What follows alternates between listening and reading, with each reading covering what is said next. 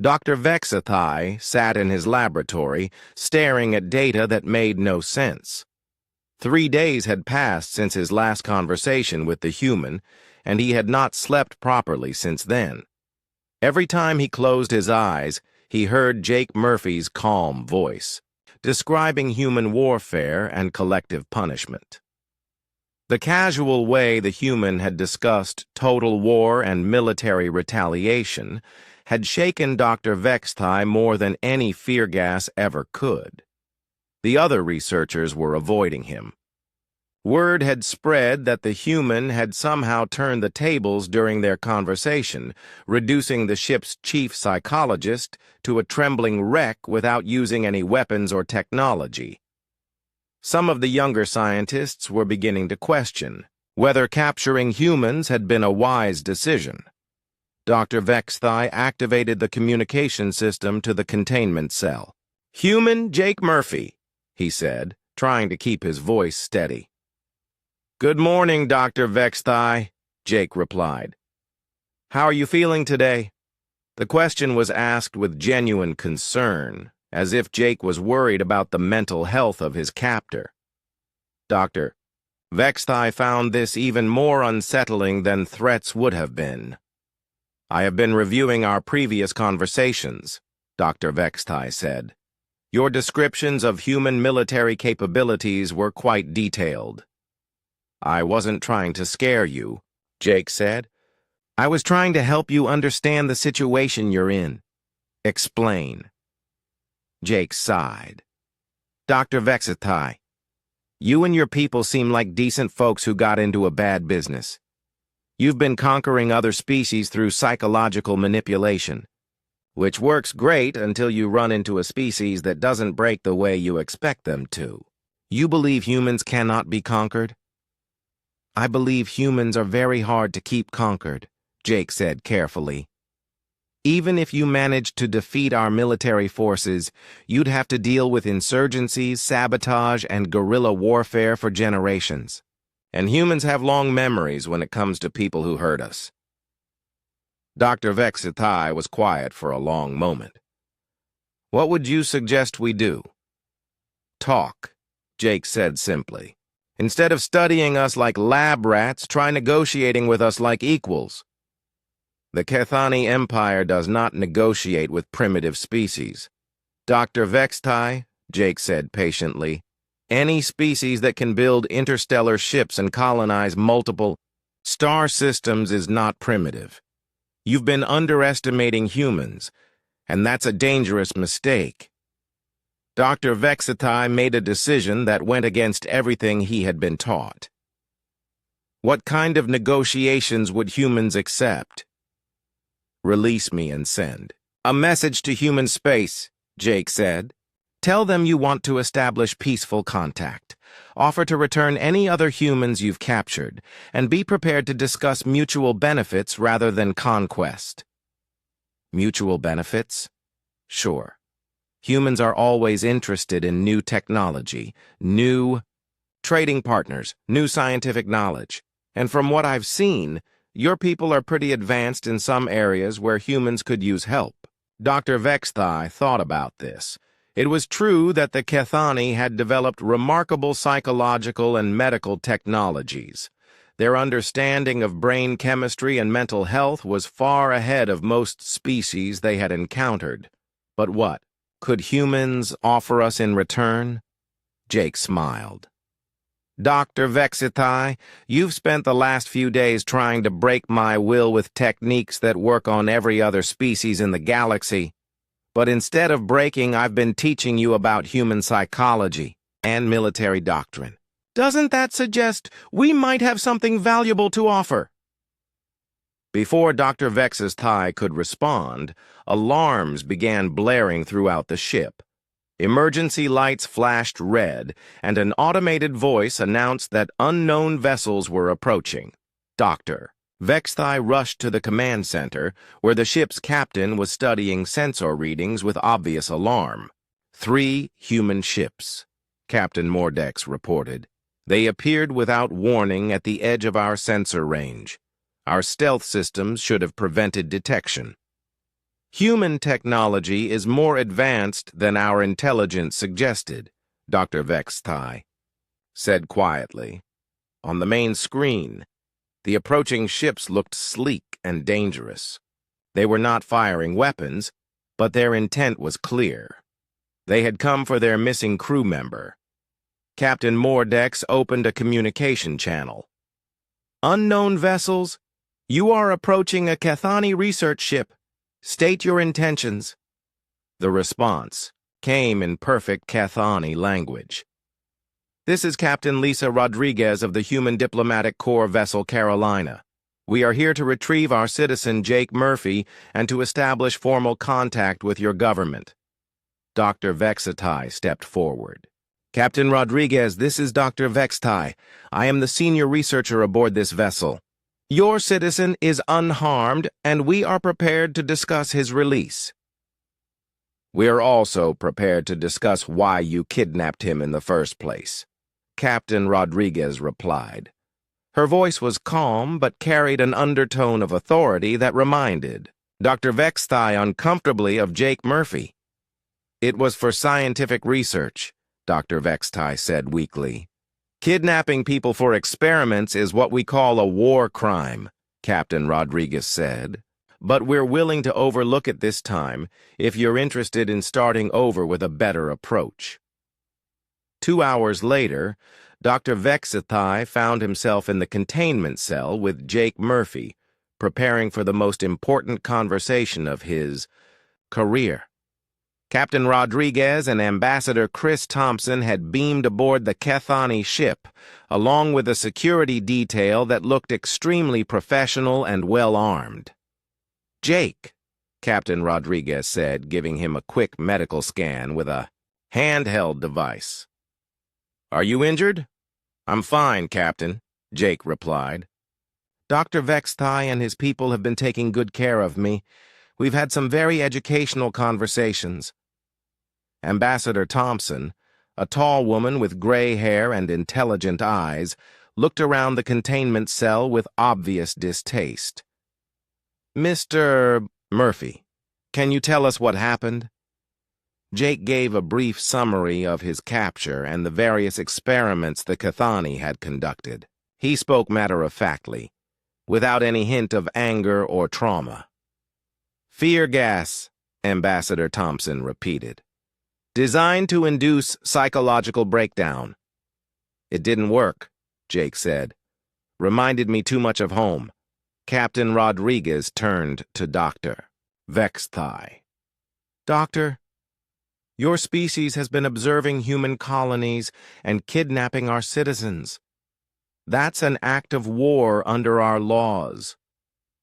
Dr. Vextai felt his knees go weak. We meant no harm. We were simply trying to understand your species before making contact. By torturing one of our people? We use the same methods on all species, Dr. Vextai protested. It is standard research protocol. Ambassador Thompson and Captain Rodriguez exchanged glances. Doctor, Thompson said carefully, how many species have you conquered using these methods? 47, Dr. Vextai whispered. The humans were quiet for a long moment. Then Ambassador Thompson spoke again. Doctor, I think you need to understand something important. The species you've conquered through psychological warfare were not weak or inferior. They were simply unprepared for your particular methods. But humans are prepared? Humans have been practicing psychological warfare on each other for thousands of years, Thompson explained. We've developed defenses against almost every form of mental manipulation, what you call advanced interrogation. Techniques we call Tuesday. Jake stepped forward. Dr. Vextai, I've been thinking about our conversations. I believe there's a way for our species to work together that would benefit everyone. How? Your people are experts at understanding psychology and brain chemistry. Humans struggle with mental health issues, addiction, trauma, depression. You could help us develop better treatments. Ambassador Thompson nodded. In return, humans could share our knowledge of stress management, disaster response, and resilience training. It sounds like your people could benefit from learning how to cope with uncertainty and fear. Dr. Vexathai looked around at the humans. They were not angry or vengeful, despite what had been done to Jake Murphy. They were offering cooperation instead of demanding revenge. You would forgive our actions against your citizen? Jake seems to think you're decent people who made some bad choices, Captain Rodriguez said. And humans believe in second chances. But what about the other species we have conquered? Ambassador Thompson smiled grimly. That's going to be a longer conversation. Humans have some experience with liberation campaigns. 6 months later, Jake Murphy was working as a cultural liaison aboard the new joint Human Cathani Research Station. The station was built around the study of interspecies psychology and the development of peaceful contact protocols. Jake's job was to help Cathani researchers understand human stress responses and coping mechanisms. Dr. Vexthai had become Jake's closest collaborator. The alien scientist had thrown himself into studying human resilience with the same intensity he had once devoted to breaking other species. He was learning meditation techniques, exercise routines, and something humans called gallows humor. I still do not understand how humans can joke about dangerous situations, Dr. Vexthai said during one of their daily research sessions. It's a coping mechanism, Jake explained. When you're facing something scary or painful, humor helps you maintain psychological distance. It reminds you that you're still in control of your own reactions, even if you can't control the situation. Dr. Vexathai nodded and made notes. He was keeping a detailed record of human psychological techniques that might help other Cathani deal with stress and uncertainty. Word about the failed fear gas experiment spread quickly through the Nexus Prime. In the crew quarters, Cathani scientists and technicians whispered nervously about the implications. If their most powerful psychological weapon could not break one human, what did that mean for the rest of their empire? Dr. Vexthai found himself unable to sleep. He kept reviewing the recordings of his conversation with Jake Murphy, trying to understand how a species could evolve such an unusual relationship with danger and fear. In the darkness of his quarters, every small sound made him jump. He was experiencing something that Cathani rarely felt, uncertainty about their own superiority. The next morning, Dr. Vexthai decided to try different approaches. If fear would not work, perhaps other forms of psychological pressure would be more effective. He gathered his research team and outlined a series of experiments designed to test human responses to isolation, sensory deprivation, bright lights, loud noises, and uncomfortable temperatures. We will find this species' psychological breaking point, Dr. Vexthai announced. Every intelligent species has vulnerabilities that can be exploited. But when they began the new experiments, Jake continued to surprise them. When they left him alone in complete darkness for 12 hours, he used the time to sleep. When they flooded his cell with blinding white light, he made a makeshift eye mask from a piece of his shirt. When they played harsh, discordant sounds, at high volume, he began to move rhythmically, as if the noise was music. "Is he dancing?" Dr. Nexali asked, staring at the monitors in disbelief. "It appears so," Dr. Vexthai replied, his voice hollow. Jake was indeed dancing, or at least moving to the beat of the alien noise. The sounds reminded him of the industrial music that some of his co-workers enjoyed, all heavy percussion and electronic distortion. It was not exactly pleasant, but it was familiar enough that he could find a rhythm in it. After 6 hours of various psychological torture methods, Dr. Vexathai entered the containment cell again. Jake was sitting calmly, looking no worse for wear despite the extended testing. "Hello again, Dr. Vexathai," Jake said cheerfully. "Interesting experiments today. Are you trying to map human sensory responses, or are you just trying to make me uncomfortable?" Dr. Vexathai felt a strange chill at the human's directness. "We are studying your psychological resilience." "Ah," Jake nodded. "You're trying to break me psychologically. Figure out how to make me compliant and submissive like the other species you've captured." "How do you know about the other species?" Jake gestured toward the walls. "I can hear them sometimes, crying, screaming, begging. Sounds like you've got quite a collection of prisoners on this ship. How many different species have you captured?" Dr. Vex's thigh did not answer, but Jake continued. "Anyway, I'm guessing you folks have developed a pretty effective system for breaking down psychological resistance. Fear gas, sensory torture, isolation techniques. It probably works great on most species. But humans are a little different, aren't we?" "Different how?" Dr. Vexathai asked, though he was not sure he wanted to know the answer. "We've had a lot of practice dealing with bad situations," Jake said.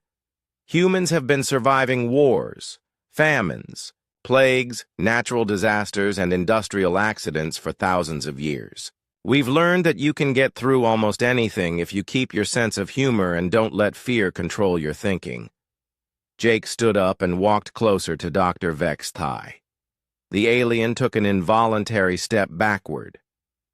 "Can I ask you something? Dr. Vexathai, how many wars has your species fought?" "Wars?" Dr. Vexathai blinked his large black eyes. "We do not engage in military conflict.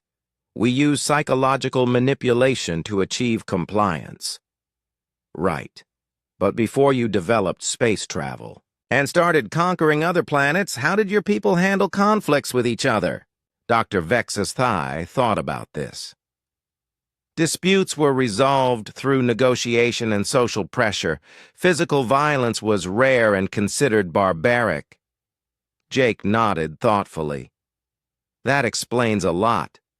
You folks evolved as a peaceful species on a safe planet, so you never developed the same kind of stress responses that humans have. When you encounter something dangerous or unpredictable, your instinct is to avoid it or control it from a distance. That is a logical response to danger. For your species, sure. But humans evolved differently. When we encounter something dangerous, our first instinct is often to study it, understand it, and figure out how to either avoid it or use it to our advantage." Jake sat back down, but he kept his eyes on Dr. Vexathai. "So let me ask you another question. What's your plan for Earth?" Dr. Vexathai felt his throat constrict. "What do you mean?" "Come on, Dr. Vexathai. You didn't capture me just for scientific curiosity. You're studying humans because you're planning to invade our worlds, right? Figure out our psychological weaknesses, then use them to force us to surrender without a fight." The alien scientist said nothing, but Jake could see the answer in his body language. "Here's the thing," Jake continued, his voice still friendly but with an edge that had not been there before. "Humans don't really do surrender. Oh, individuals might give up when they're overwhelmed, but as a species, we're kind of stubborn that way." Jake began to pace around the cell, and Dr. Vexathai found himself backing toward the door. "You want to know about human psychology? Let me tell you about the siege of Stalingrad, winter of 1942. German army surrounded a Soviet city, cut off all supplies, bombed it into rubble. The smart thing would have been for the Soviets to surrender. Instead, they fought house to house, room to room, for months. Soldiers on both sides, starving, freezing, dying of disease. But nobody gave up. Dr. Vexthai was pressed against the door now, his breathing rapid and shallow. Or how about the London Blitz? Germans dropped bombs on civilian targets for 8 months straight, trying to break British morale. Instead of surrendering, the Londoners developed a sense of humor about it. They held concerts in subway tunnels during air raids. They made jokes about the destruction. They kept going to work the next morning even when their offices had been bombed the night before. Jake stopped pacing and looked directly at Dr. Vexthai. The thing about humans is that we get more dangerous when we're scared, not less. Fear doesn't make us submit. It makes us angry. And angry humans are very creative when it comes to fighting back. You are threatening me, Dr. Vexthai whispered. No, Jake said calmly. I'm educating you. There's a difference. Jake sat down again, but his posture was different now. Less relaxed, more alert. You know what I think, Dr. Vexthai? I think your people are afraid. I think you've built this whole empire based on fear because you yourselves are terrified of anything you can't control or predict. That is not true, isn't it? You capture specimens from other species and torture them until they break because the idea of facing them in fair combat scares you. You use psychological weapons because physical confrontation is too risky. You study our weaknesses because our strengths terrify you. Dr. Vexthai was breathing hard now, his pale skin even paler than usual. You do not understand our methods. I understand them perfectly, Jake said. The question is, do you understand ours? Jake leaned forward slightly. Because here's what's going to happen, Dr. Vexthai. Sooner or later, other humans are going to come looking for me. When they do, they're not going to send negotiators or diplomats first. They're going to send soldiers. And human soldiers who know that their people are being tortured by aliens are not going to be in a very diplomatic mood.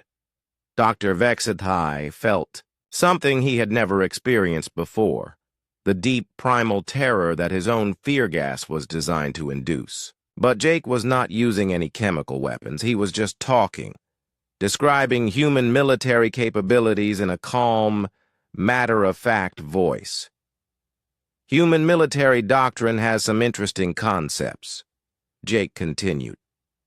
Total war, for example.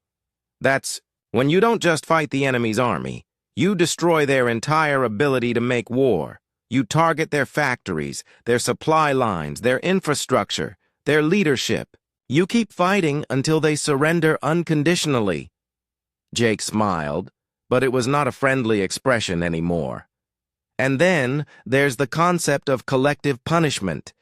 If you hurt our civilians, we hurt yours. If you torture our people, we make sure you never get the chance to do it again. Dr. Vexthai reached for the door control, but his hands were shaking so badly he could barely operate it. Dr. Vexthai, Jake called as the alien scientist fled the cell. You might want to think about changing your research focus. Instead of trying to break humans, maybe you should be figuring out how to make friends with them. The door closed behind Dr. Vexthai, leaving Jake alone in the containment cell. But now, he was not just a prisoner anymore.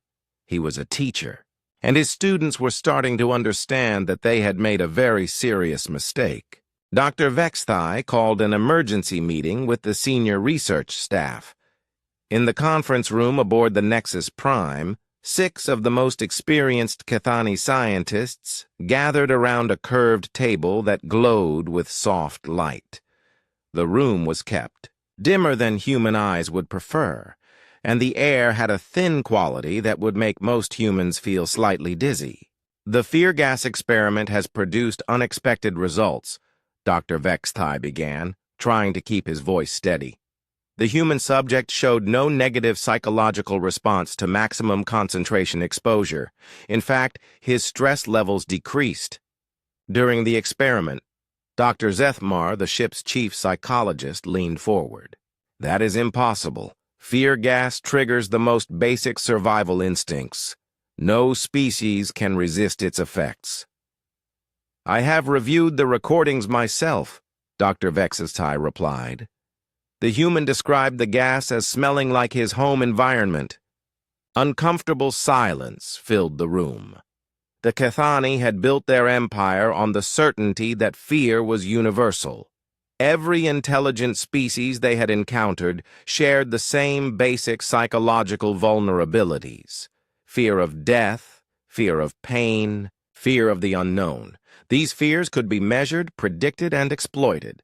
Perhaps this individual is defective, suggested Dr. Nexali, the ship's medical officer. Some humans may have damaged fear responses. We need more information, Dr. Vextai said. I am going to interview the subject directly. An hour later, Dr. Vextai entered the containment cell. The human was sitting on the sleeping platform, looking alert and curious. When the door opened, he stood up politely, like he was greeting a visitor in his home rather than meeting his alien captor. Hello, Jake said. I'm Jake Murphy. What should I call you? Dr. Vextai hesitated. Captured aliens usually cowered when he entered their cells. They begged for mercy, or tried to attack him, or curled up in corners and refused to speak. They did not introduce themselves and ask for his name. I am Dr. Vextai, he said carefully.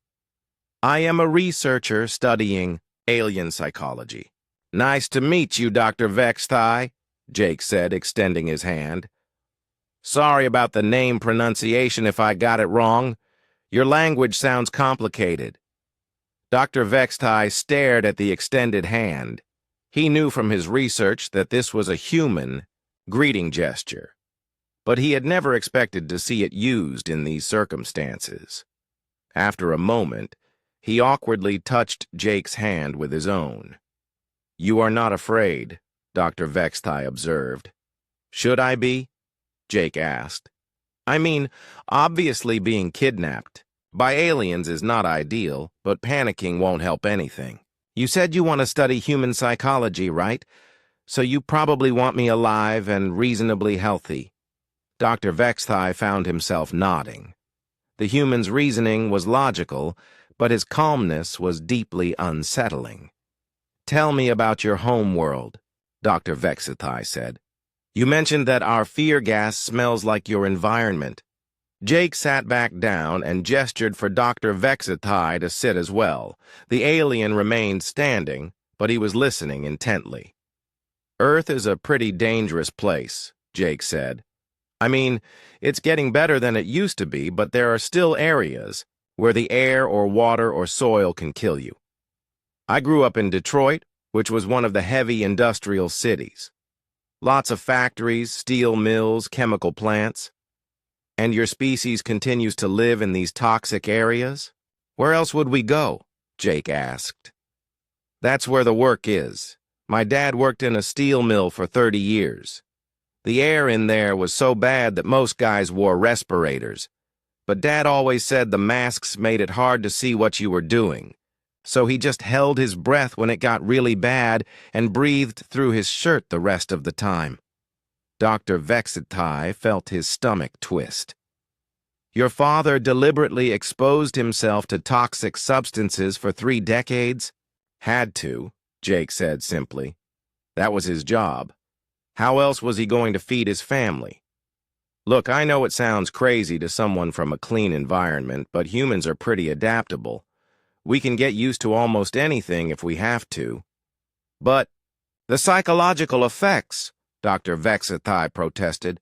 Constant exposure to danger should cause permanent anxiety, depression, trauma responses.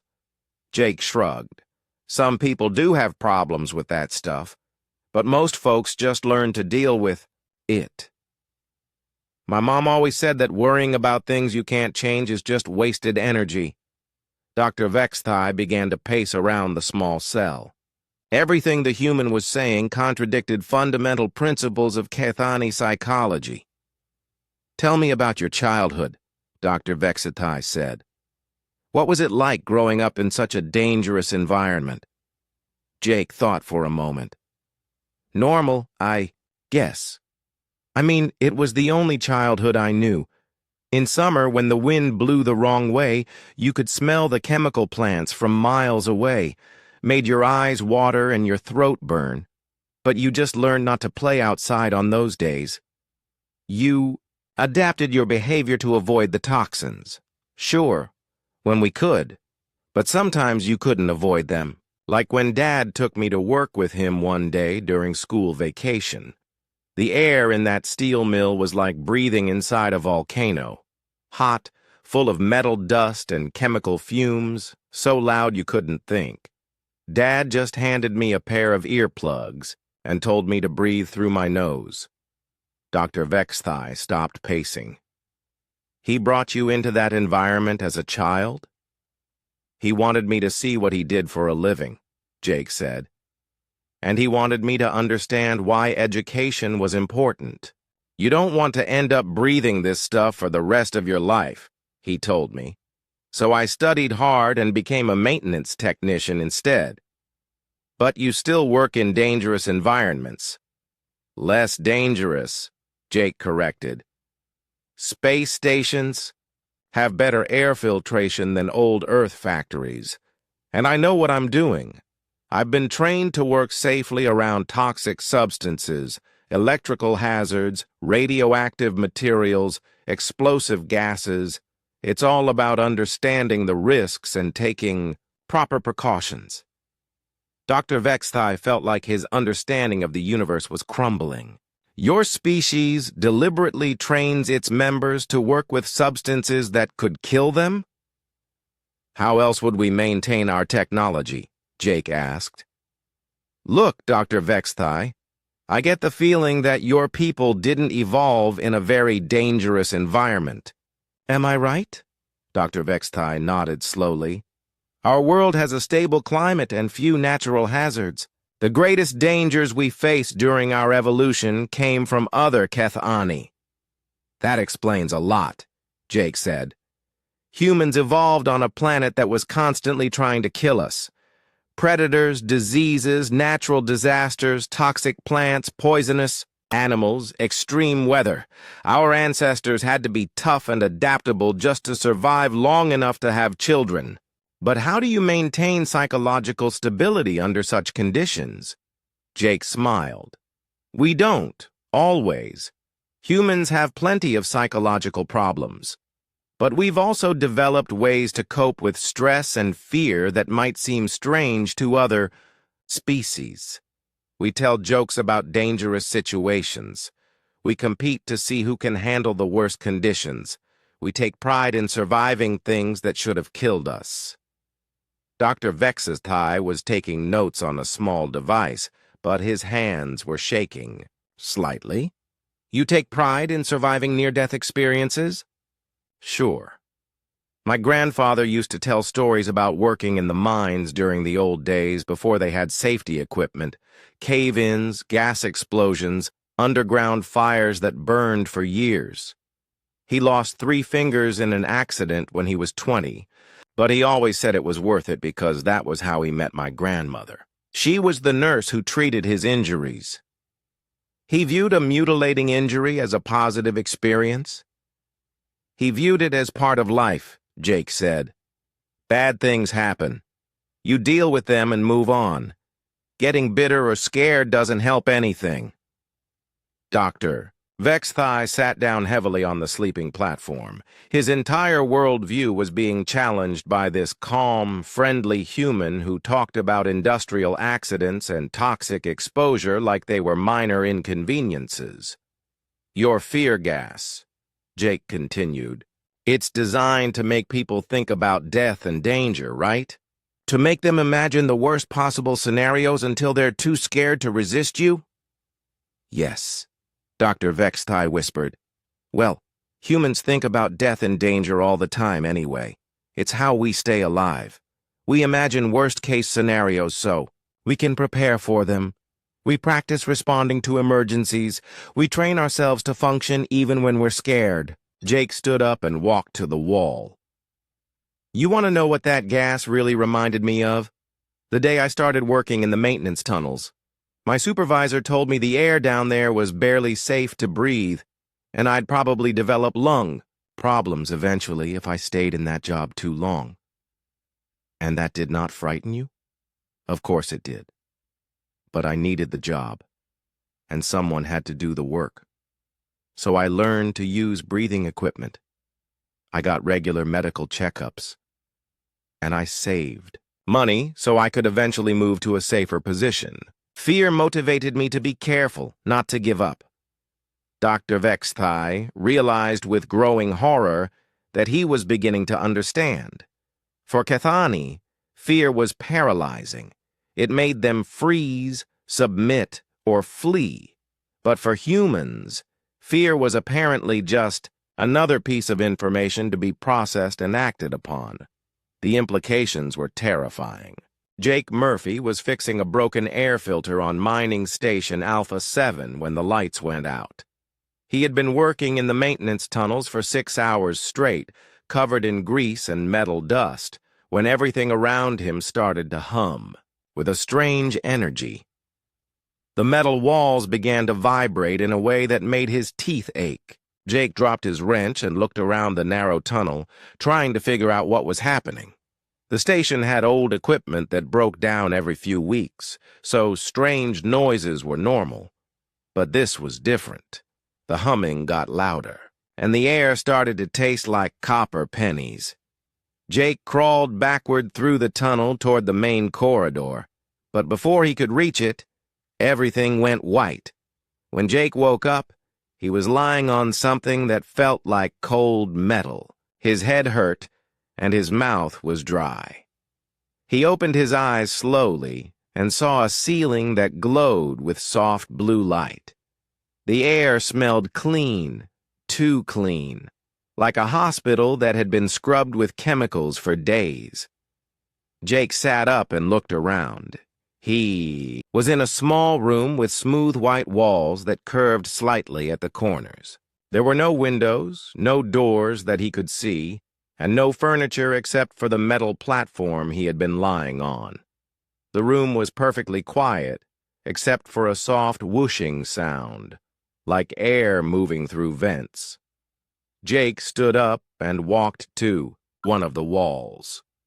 When he touched it, the surface felt warm and slightly soft, like it was made of something between metal and plastic. "Hello," Jake called out. His voice echoed strangely in the small space. "Is anyone there?" No one answered, but Jake had the feeling that someone was watching him. He walked around the room, running his hands along the walls, looking for any kind of button or handle or crack that might be a hidden door. He found nothing. The walls were completely smooth and seamless. Jake was not the kind of person who panicked easily. He had grown up in the factory districts of Detroit, where the air was thick with smoke and the water tasted like rust. His father had worked in the steel mills until the day he died, breathing in metal dust and toxic fumes for 30 years. His mother had cleaned office buildings at night, coming home before dawn smelling like industrial bleach and disinfectant. Jake had learned early that life was hard and dangerous, and the only way to survive was to stay calm and think clearly. So instead of screaming or banging on the walls, Jake sat down on the metal platform and tried to figure out what had happened. The last thing he remembered was the strange humming sound and the taste of copper in the air. Then, the white light. Now he was in this strange room that looked like nothing he had ever seen before. The walls were too smooth. The light was too perfect, and the air was too clean. This was not human technology. Jake had heard stories about alien contact, but he had never believed them. The universe was too big and too empty for there to be other intelligent life nearby. But sitting in this impossible room, breathing air that had no smell at all, Jake had to accept that the stories might be true. He had been taken by aliens. On the other side of the wall, Dr. Vexatai was studying the readings from the monitoring equipment. The human was awake and moving around, but his vital signs were surprisingly stable. Most species that the Cathani captured went through predictable stages of panic when they first woke up in the containment cell. First came confusion, then fear, then desperate attempts to escape, and finally collapse into despair or madness. But this human was different. His heart rate had increased slightly when he first woke up, but it had quickly returned to normal levels. His brain activity showed that he was alert and thinking, but there were no signs of the extreme stress responses that other species displayed. Even more strange, his body temperature had actually decreased slightly, as if he was deliberately calming himself down. Dr. Vex's Thai had been studying alien psychology for most of his adult life. He had captured and examined over 200 different sentient species during the expansion of the Kathiani Empire. He knew the patterns of fear and submission that allowed his people to control entire planets without firing a single weapon. But this human was not following any of those patterns. The Cathani were not a physically powerful species. They were tall and thin, with pale gray skin and large black eyes that were sensitive to bright light. Their bones were hollow like birds, making them light and fast, but also fragile. They had evolved on a world with low gravity and a stable climate, where the biggest dangers came from other Cathani rather than from the environment itself. What made the Cathani dangerous was their understanding of fear. They had developed technology that could identify and exploit the deepest psychological weaknesses of any species. They could produce sounds that triggered panic responses, lights that caused hallucinations, and chemicals that amplified terror until their victims became completely helpless. Once a species was broken by fear, they would accept Cathani rule without resistance. This method had worked on every species they had encountered. Until now. Dr. Vexathai looked at the human through the transparent section of the wall. The creature was sitting calmly on the sleeping platform, looking around the room with what appeared to be curiosity rather than fear. He was not trying to escape or calling for help. He was just waiting, as if being captured by aliens was only a minor inconvenience. The human was smaller than Dr. Vextai had expected. The reports from their scouts had described humans as dangerous and unpredictable, but this one looked ordinary. He had brown hair and brown eyes, and his skin was darker than Cathani skin, but lighter than some of the other species they had captured. He was wearing simple work clothes that were stained with grease and dirt. His hands were rough and scarred from manual labor. But there was something in the way the human carried himself that made Dr. Vexatai uncomfortable. Most captured aliens either cowered in corners or threw themselves against the walls in desperate attempts to escape. This human sat with his back straight and his hands relaxed, like he was waiting for a bus or sitting in a doctor's office. There was no desperation in his movements, no panic in his breathing. Dr. Vexatai made notes on his datapad about the human's unusual behavior. Perhaps this individual was defective in some way, unable to feel normal fear responses. Or perhaps humans had developed some kind of psychological defense mechanism that the Cathani had not encountered before. Either way, it would be interesting to study. The doctor activated the communication system. "Human," he said, his voice coming through speakers hidden in the walls of the containment cell. "You are now a prisoner of the Cathani Empire. If you cooperate with our research, you will not be harmed." Jake looked up at the ceiling when he heard the voice.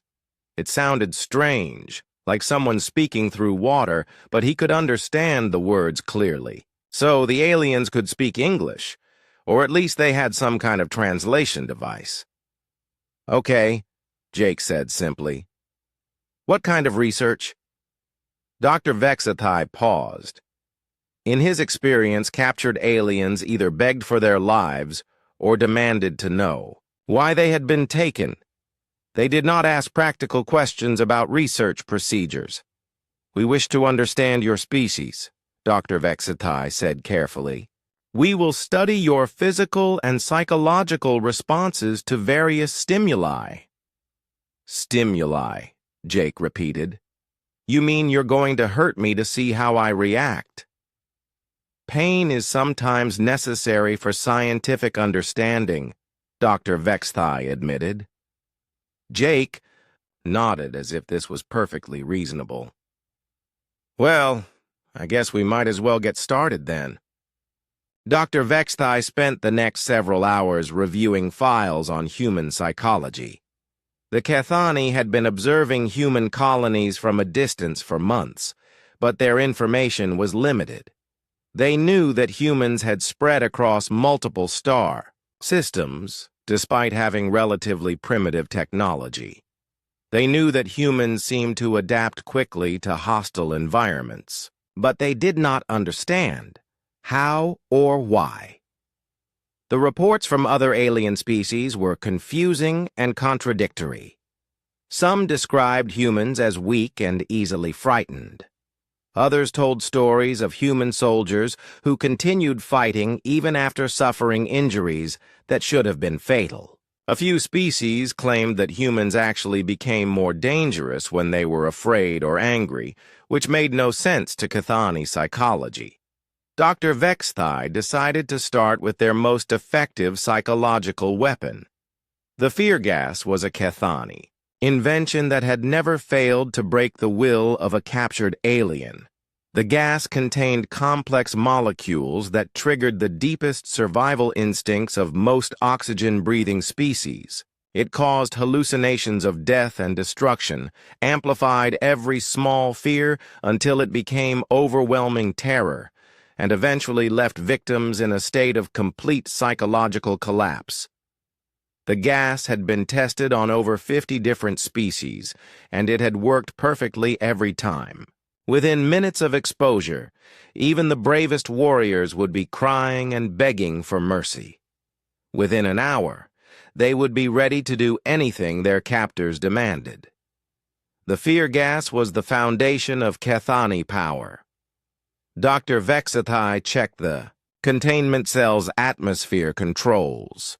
The human was still sitting calmly on the sleeping platform, occasionally looking around the room but showing no signs of distress. His vital signs remained stable. His breathing was slow and regular. If Dr. Vexathai had not known better, he would have thought the human was about to fall asleep. "Beginning fear gas exposure," Dr. Vexathai announced to the other researchers who were monitoring the experiment. "Concentration level 1. Purple gas began to seep into the containment cell through hidden vents in the walls. The gas was barely visible, like a faint colored mist, but it carried the concentrated essence of nightmare.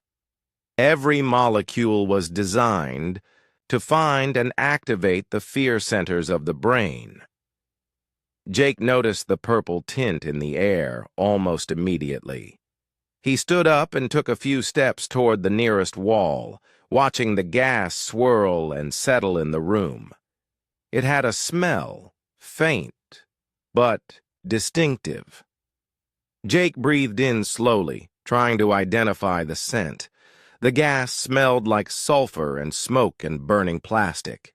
It reminded Jake of summer afternoons in Detroit when the wind would blow the wrong way and carry the smell from the chemical plants across the river.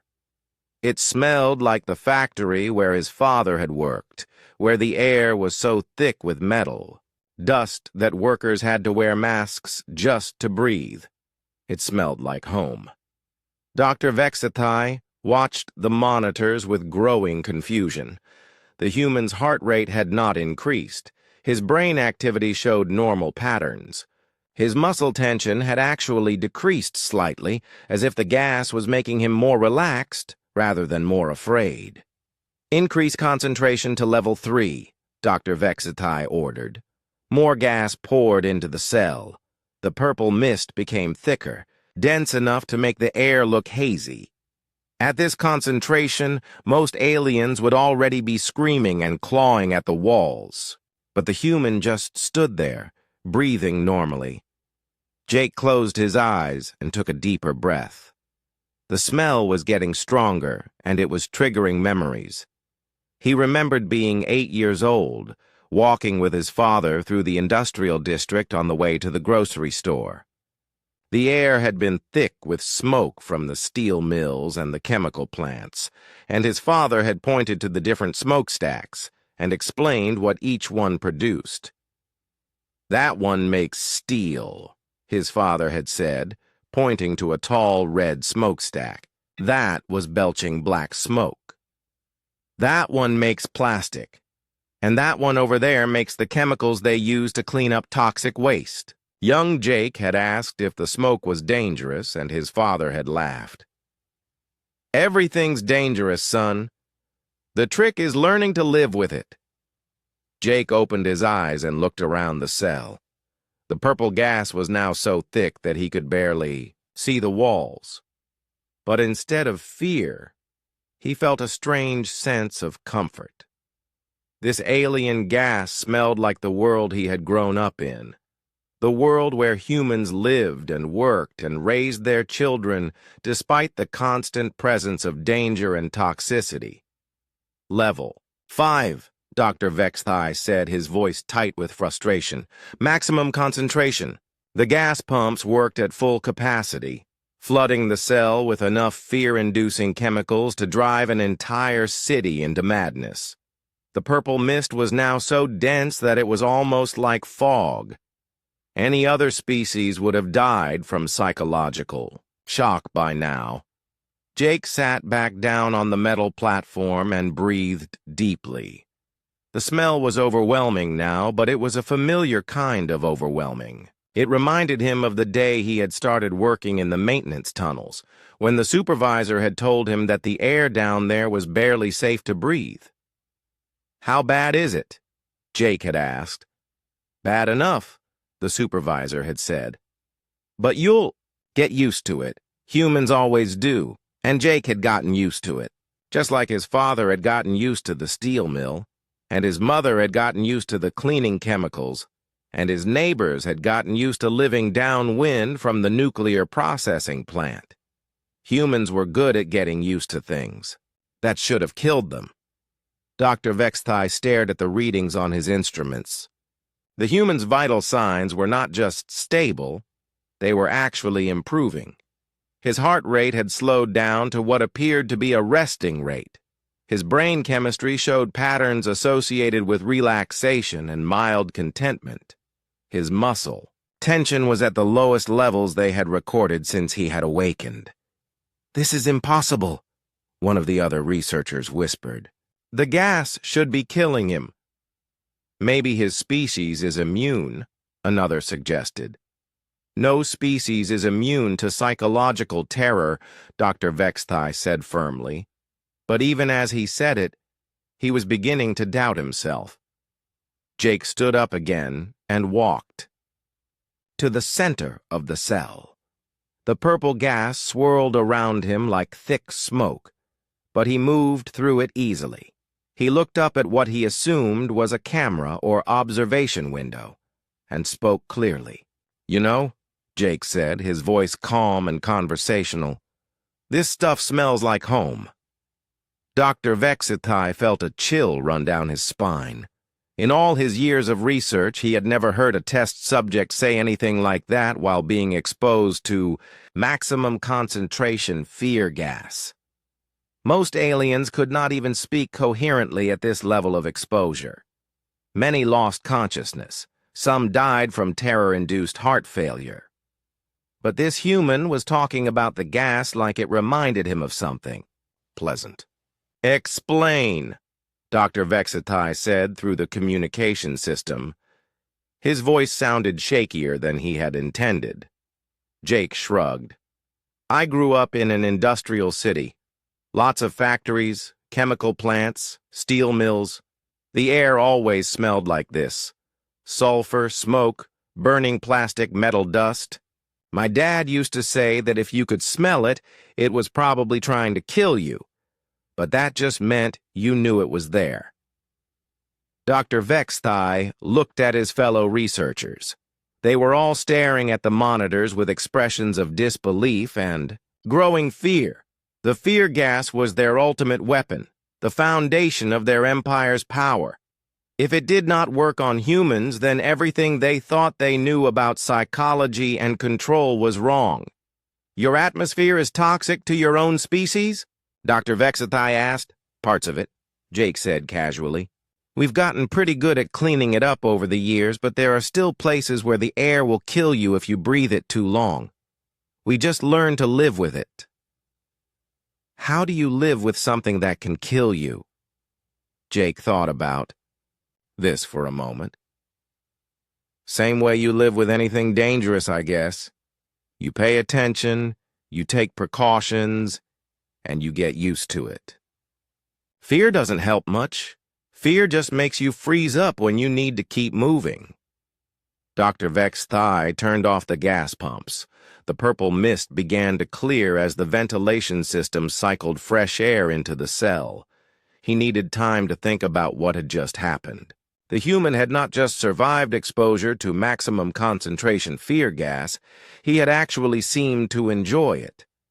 As the last of the purple gas disappeared, Jake stretched and yawned. "Is that it for today?" he asked. "Because I could really use some water and maybe something to eat." Dr. Vextai did not answer. He was too busy trying to understand how everything he believed about psychology and fear could be so completely wrong.